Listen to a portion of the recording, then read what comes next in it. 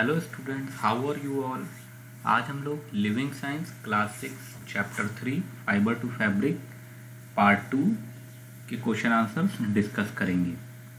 Video शुरू करने से पहले मैं चाहूँगा जो लोग पहली बार चैनल को विजिट कर रहे हैं वो इस चैनल ई लर्निंग को सब्सक्राइब कर लें और बेल आइकन को क्लिक कर लें, जिससे कि जो भी स्टडी मटेरियल अपलोड हो वो सबसे पहले आपके पास पहुँचे। तो चलिए शुरू करते हैं। D part, long question answers. इसमें आपको लॉन्ग क्वेश्चन आंसर्स प्रोवाइड करने होंगे जो भी क्वेश्चंस पूछे जाएंगे। And first question is what kind of climate and soil does cotton require to give a good yield. जो कॉटन प्लांट होता है वो किस तरीके की क्लाइमेट और सॉइल में जो है वो अच्छा ग्रो करता है। And answer is cotton requires a hot weather with a moderate rainfall. It grows well in clayey soil which is found in the southern part of the India and alluvial soil in the northern part of India. Cotton जो है वो plant जो है उसको hot weather चाहिए with moderate rainfall चाहिए और ये क्लेई सॉइल में जो है वो ग्रो करता है अच्छे से। सदर्न पार्ट जो हमारे इंडिया का है उसमें क्लेई सॉइल अच्छे वहाँ पर मिलती है इसको ग्रो करने के लिए, और जो नॉर्दर्न पार्ट है हमारे इंडिया का उसमें ऑलिवियल सॉइल में अच्छा ग्रो करता है। Next question is name and explain in one sentence each the steps involve in converting cotton growing on plants to cotton cloth. आपको यहाँ पर वो स्टेप्स के बारे में बताना है, एक्सप्लेन करना है कि जिससे कॉटन का जो प्लांट होता है वो कॉटन क्लोथ में कन्वर्ट हो जाता है। 3 steps are involve in converting cotton to cloth. जो कॉटन प्लांट होता है वो क्लोथ में जो कन्वर्ट होता है उसकी 3 स्टेप्स हैं। फर्स्ट क्या है, ginning. The cotton obtained from cotton bolls is separated from seeds by this process. इस प्रोसेस में क्या होता है, कॉटन बोल से जो है वो कॉटन को सेपरेट किया जाता है। Spinning, the fibre obtained by combing are spun into yarn by this process. और इस प्रोसेस में क्या करते हैं, फाइबर्स को हम लोग किस तरीके से ऑब्टेन करते हैं, जो स्पून होता है उसको जो है कॉम्बिंग करते हैं और यार्न में कन्वर्ट कर देते हैं। Next is weaving. The yarn is finally woven into cloth using 2 different types of yarn. 2 different types of yarns को लेके एक सिंगल यार्न बनाते हैं और उससे जो है वो क्लोथ को वोवन किया जाता है, सिला जाता है। Next question is what advantage does cotton have over synthetic cloth. जो कॉटन क्लॉथ है उसका सिंथेटिक क्लॉथ के कंपैरिजन में क्या एडवांटेज है। And answer is cotton is a natural cloth. Cotton जो है वो हमारा प्राकृतिक रूप से जो हमको मिलता है कॉटन फाइबर उससे बना हुआ क्लॉथ होता है। It is having a moisture absorbing quality. और इसके क्या होता है, फाइबर्स के जो बीच में स्पेसेस होते हैं उसमें मॉइस्चर एब्जॉर्ब हो जाती है। इट इज़ वेरी कंफर्टेबल और पहनने में ये काफ़ी आरामदायक कंफर्टेबल होता है। It can worn on all season, और इसे आप सभी वेदर कंडीशंस में पहन सकते हैं। Synthetic cloth catch fire very easily. और जो सिंथेटिक क्लॉथ होता है इसके कंपैरिजन में वो क्या होता है, उसमें फायर आसानी से लग जाती है, बट कॉटन डज नॉट। और कॉटन में इस तरीके का नहीं होता है, इसीलिए ये कॉटन क्लॉथ जो होते हैं हमारे बेटर क्लॉथ की कैटेगरी में आते हैं। Next question is outline the process of making woollen cloth. आपको यहाँ पर वूलन क्लॉथ को बनाने के जो प्रोसेस है उसको बताना है। फर्स्ट प्रोसेस क्या है, shearing. The wool is removed from the sheep using special clippers in a process known as shearing. तो सबसे पहला प्रोसेस क्या होता है, शेयरिंग, जिसमें हम शीप से जो है वूल को रिमूव करते हैं। एक स्पेशल टाइप के क्लिपर्स आते हैं जिनकी मदद से ये वूल रिमूव की जाती है। Transportation, post shearing the wool is packed into bales and transported to the mills. और शेयरिंग के बाद में हम लोग क्या करते हैं, इस वूल को पैक करके ट्रांसपोर्ट कर देते हैं, जहाँ मिल्स में जो क्लॉथ मिल्स होती हैं वहाँ ट्रांसपोर्ट कर देते हैं। कॉम्बिंग एंड स्पिनिंग, उसके बाद क्या करते हैं, the wool is then combed by a combing machine and spun into fibre.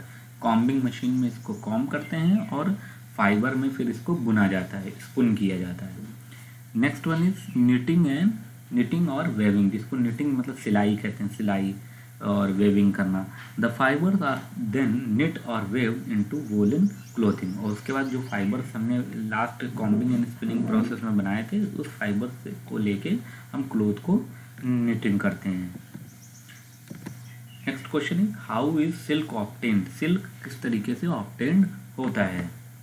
Silk is obtained from the cocoon of the silkworm for which each silkworm has to thread up to 800 metre without any stoppage. Silk जो होता है वो cocoon से मिलता है silkworm के, ठीक है। उसके बाद इसको क्या करते हैं, each silkworm has to thread, और इसको जो है वो थ्रेड करते हैं 800 मीटर तक विदाउट एनी स्टॉपेज, और 800 मीटर तक इसको एक सिंगल लेंथ में जो है इसको थ्रेड किया जाता है, थ्रेड बनाए जाते हैं। When the silk is produced by the silkworm, the rearing of silkworm for the production of silk is called sericulture, और जो सिल्कवर्म का सिल्क बनाने के लिए सिल्कवर्म की रियरिंग करते हैं, that process is called sericulture.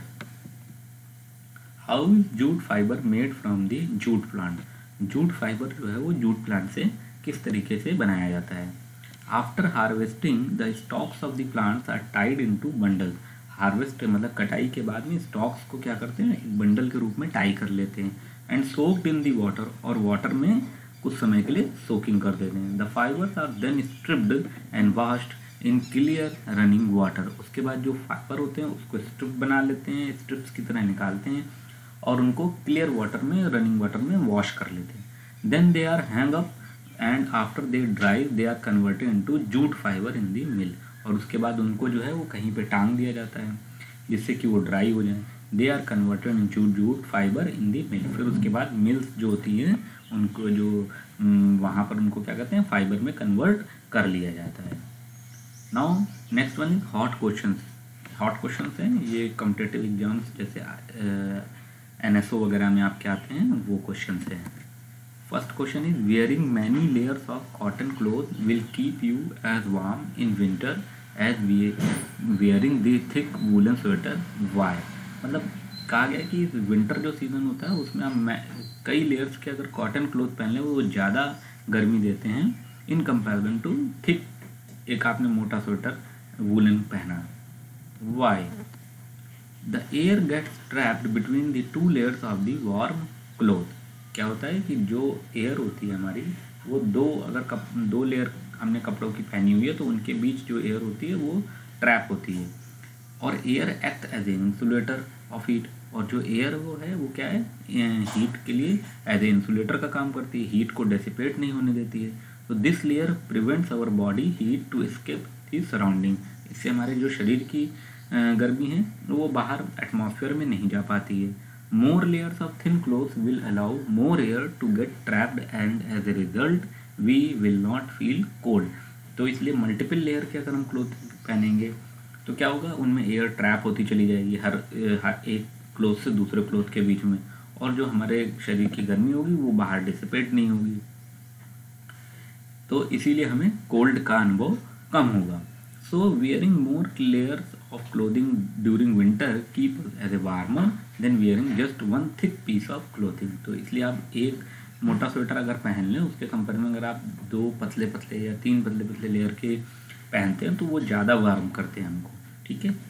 Next question is a new item silk has come under fire from animal right activists, why. ये न्यूज़ है कि जो सिल्क है वो एक जो हमारे एनिमल राइट्स, जो एनिमल के बचाव के लिए एक्टिविटिस्ट होते हैं वो इसको फायर की कैटेगरी में रखते हैं कि silk has come under fire. क्यों? To obtain silk, silk worm cocoons are boiled in hot water to kill the silk worm. Silk obtain करने के लिए हमें जो सिल्क वॉर्म कोकून्स होते हैं उनको बॉयल किया जाता है हॉट वाटर में। Animal right activities insist that boiling silk worm alive to kill them is a cruel, और जो एनिमल राइट एक्टिविटिस्ट हैं वो कहते हैं कि अगर हमने सिल्क वॉर्म, जिंदा सिल्क वॉर्म को बॉयल कर रहे हैं तो एक तरीके से हम उन्हें मार रहे हैं, then it is a cruel, और ये क्या है, against the animal right, animals है राइट है। As a result silk has come under fire from animal right, इसीलिए ये जो है वो एनिमल राइट एक्टिविटिस्ट ने इसको जो है फायर की कैटेगरी में रखा हुआ है। Next question is why is spinneret use to make nylon but is not needed to make cotton और वूल फाइबर। स्पिनट जो है वो हमारा नाइलॉन बनाने के यूज में आता है but not needed to make cotton और वूल फाइबर में नहीं होता है। Spinneret is use to make nylon but is not needed to make cotton और wool fibre because cotton and wool are naturally available fibre, क्योंकि cotton और wool क्या है हमारे नेचुरल, कॉटन हमें कॉटन प्लांट से मिलता है और वूल क्या है शीप वगैरह एनिमल से मिलती है, तो ये नेचुरली अवेलेबल रहा है। Spinneret is use to obtain long threads of nylon, और स्पिनट क्या होता है वो लॉन्ग थ्रेड्स ऑफ नायलॉन जो होते हैं उनको ऑब्टेन करने में यूज होता है। Now with this our chapter 3 fibre fabric ये कंप्लीट हो चुका है और इसके सारे एक्सरसाइजेस के क्वेश्चन आंसर डल चुके हैं। आप लोग इसको अच्छे से पढ़िए। यदि आपका कोई डाउट्स हो तो उसको कमेंट सेक्शन में मेंशन करिए, वी विल रिप्लाई।